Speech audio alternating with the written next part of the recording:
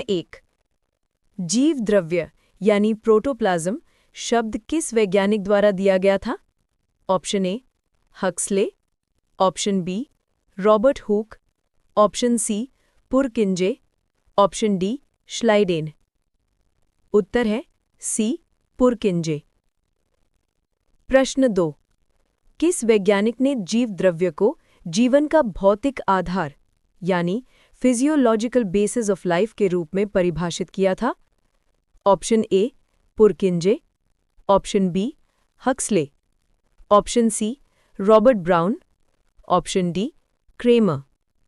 उत्तर है B Huxley. प्रश्न 3, कोशिकीय तरल यानी सेल्यूलर लिक्विड या जीव द्रव्य को किन दो प्रमुख भागों में विभाजित किया गया है?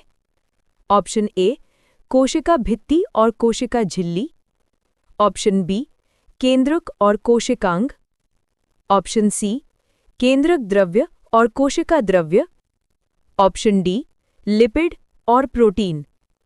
उत्तर है सी केंद्रक द्रव्य यानी न्यूक्लियोप्लाज्म और कोशिका द्रव्य यानी साइटोप्लाज्म। प्रश्न 4, जीव द्रव्य के बारे में निम्नलिखित में से कौन सा कथन सबसे सटीक है?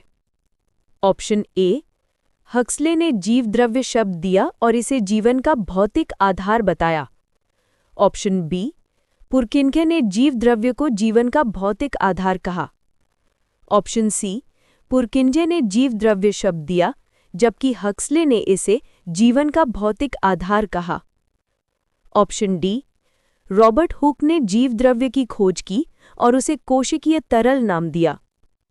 उत्तर है सी पुरकिंजे ने जीव द्रव्य शब्द दिया जबकि हक्सले ने इसे जीवन का भौतिक आधार कहा।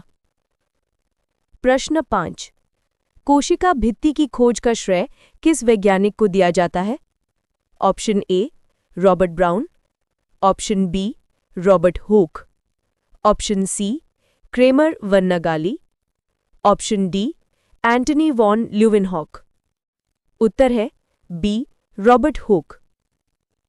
प्रश्न 6, निम्नलिखित में से किसमें कोशिका भित्ति नहीं पाई जाती है? ऑप्शन ए पादप कोशिका, ऑप्शन बी प्रोटोजोआ कोशिका, ऑप्शन सी जीवाणु कोशिका, ऑप्शन डी कवक कोशिका। उत्तर है बी प्रोटोजोआ कोशिका। प्रश्न 8, पादप कोशिका भित्ति के घटकों में निम्नलिखित में से कौन सा शामिल नहीं है? Option A cellulose, option B pectin, option C hemicellulose, option D lignin. उत्तर है डी लिग्निन। प्रश्न 9, जीवाणु की कोशिका भित्ति का मुख्य रासायनिक घटक क्या है? Option A chitin, option B cellulose, option C phospholipid, option D peptidoglycan. उत्तर है डी पेप्टाइडोग्लाइकन। प्रश्न 10, पेप्टाइडोग्लाइकन को किस अन्य नाम से भी जाना जाता है? Option A chitin, option B murein, option C pectin, option D lipoprotein. उत्तर है बी म्यूरिन। प्रश्न 11, कवक यानी फंगस की कोशिका भित्ति मुख्य रूप से किस पदार्थ की बनी होती है? Option A murein, option B pectin, option C chitin, option D hemicellulose. उत्तर है सी काइटिन। प्रश्न 12, कवक की कोशिका भित्ति बनाने वाला पदार्थ यानी काइटिन किस अन्य संरचना का भी निर्माण करता है? ऑप्शन ए पौधों का आंतरिक कंकाल, ऑप्शन बी जीवाणुओं का फ्लैजिला, ऑप्शन सी कीटों का बाहरी कंकाल, ऑप्शन डी जंतुओं की कोशिका झिल्ली। उत्तर है सी कीटों का बाहरी कंकाल। प्रश्न 13, कोशिका भित्ति के दो प्रमुख कार्य क्या हैं? ऑप्शन ए ऊर्जा उत्पादन और परिवहन, ऑप्शन बी सुरक्षा और आकृति प्रदान करना, ऑप्शन सी आनुवंशिक सूचना का भंडारण और प्रोटीन संश्लेषण, ऑप्शन डी चयनात्मक पारगम्यता और कोशिका विभाजन। उत्तर है बी, सुरक्षा और आकृति प्रदान करना। प्रश्न 14। निम्नलिखित में से कौन सा समूह केवल उन जीवों का प्रतिनिधित्व करता है जिनमें कोशिका भित्ति पाई जाती है? ऑप्शन ए, पादप जंतु कवक।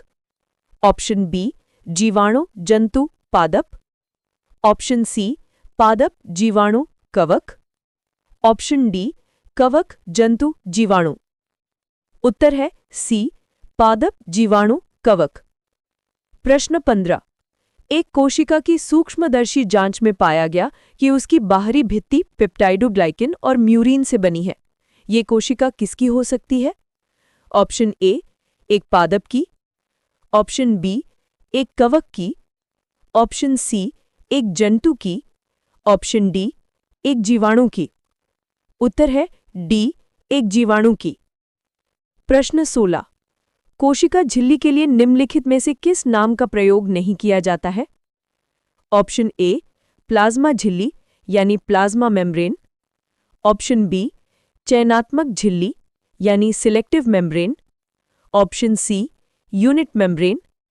ऑप्शन डी, कोशिका झिल्ली यानी सेल मेम्ब्रेन। उत्तर है सी, यूनिट मेम्ब्रेन। प्रश्न 17।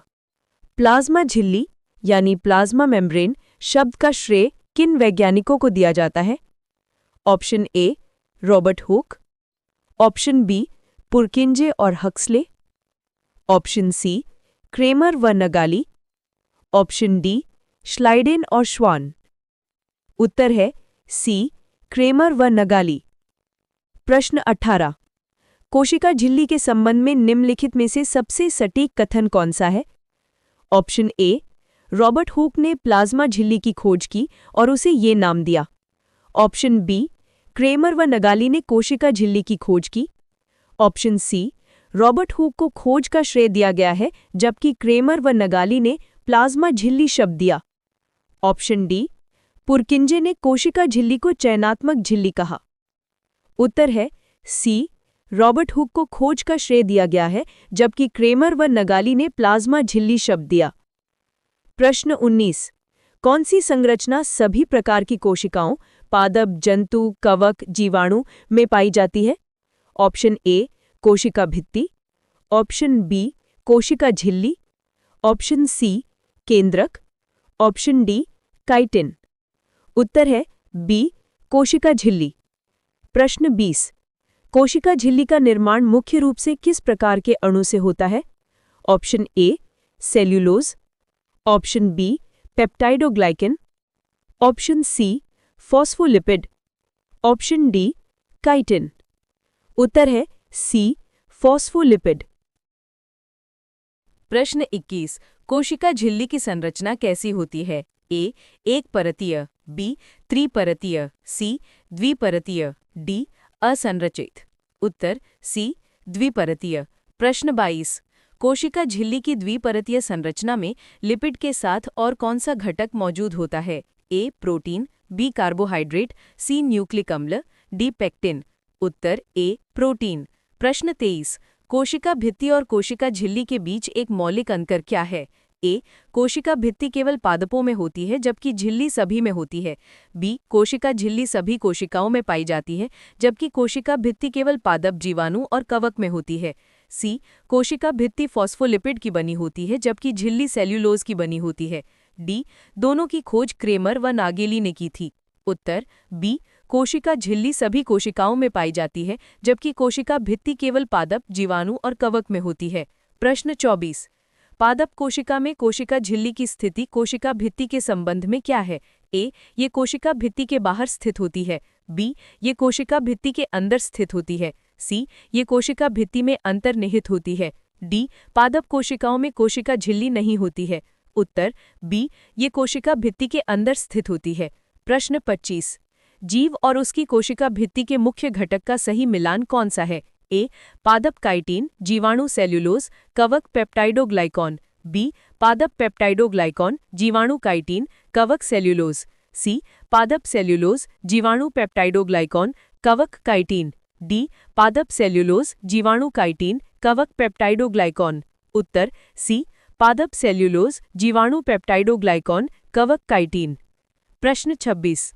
निम्नलिखित कथनों में से कौन सा कथन गलत है? ए कवक की कोशिका भित्ति काइटिन की बनी होती है। बी कोशिका झिल्ली सभी कोशिकाओं में पाई जाने वाली एक द्विपरतीय संरचना है। सी रॉबर्ट हुक ने जीव द्रव्य शब्द दिया था। डी जीवाणु की कोशिका भित्ति पेप्टाइडोग्लाइकॉन की बनी होती है। उत्तर सी रॉबर्ट हुक ने जीव द्रव्य शब्द दिया था। प्रश्न 27। एक कोशिका का विश्लेषण करने पर पता चलता है कि उसमें फॉस्फोलिपिड की एक द्विपरतीय झिल्ली है, लेकिन सेल्यूलोज, पेप्टाइडोग्लाइकॉन या काइटिन से बनी कोई बाहरी भित्ति नहीं है। ये किस प्रकार की कोशिका हो सकती है? ए पादप कोशिका, बी जीवाणु कोशिका, सी कवक कोशिका, डी जंतु कोशिका। उत्तर डी जंतु कोशिका। प्रश्न 28। वैज्ञानिक रॉबर्ट हुक का नाम किन दो कोशिकीय संरचनाओं की खोज के साथ जोड़ा गया है? ए जीव द्रव्य और केंद्रक, बी कोशिका भित्ति और कोशिका झिल्ली, सी कोशिका भित्ति और केंद्रक, डी कोशिका झिल्ली और जीव द्रव्य। उत्तर बी कोशिका भित्ति और कोशिका झिल्ली। प्रश्न 29। सेल्यूलोज, पेप्टाइडोग्लाइकॉन और काइटिन में क्या सामान्य विशेषता है? ए ये सभी प्रोटीन हैं। बी ये सभी केवल पादप कोशिकाओं में पाए जाते हैं। सी ये सभी विभिन्न जीवों में कोशिका भित्ति के संरचनात्मक घटक है। डी ये सभी फॉस्फोलिपिड के प्रकार हैं। उत्तर सी ये सभी विभिन्न जीवों में कोशिका भित्ति के संरचनात्मक घटक हैं। प्रश्न 30। जंतु कोशिका की सबसे बाहरी परत क्या बनाती है? ए सेल्यूलोज की एक परत, बी काइटिन की एक परत, सी पेप्टाइडोग्लाइकॉन की एक परत, डी फॉस्फोलिपिड की एक परत, कोशिका झिल्ली। उत्तर डी फॉस्फोलिपिड की एक परत, कोशिका झिल्ली। प्रश्न 31। कोशिका द्रव्य यानी साइटोप्लाज्म और केंद्रक द्रव्य यानी न्यूक्लियोप्लाज्म मिलकर किस बड़ी इकाई का निर्माण करते हैं? ए कोशिका भित्ति, बी जीव द्रव्य, सी कोशिका झिल्ली, डी कोशिकांग। उत्तर बी जीव द्रव्य,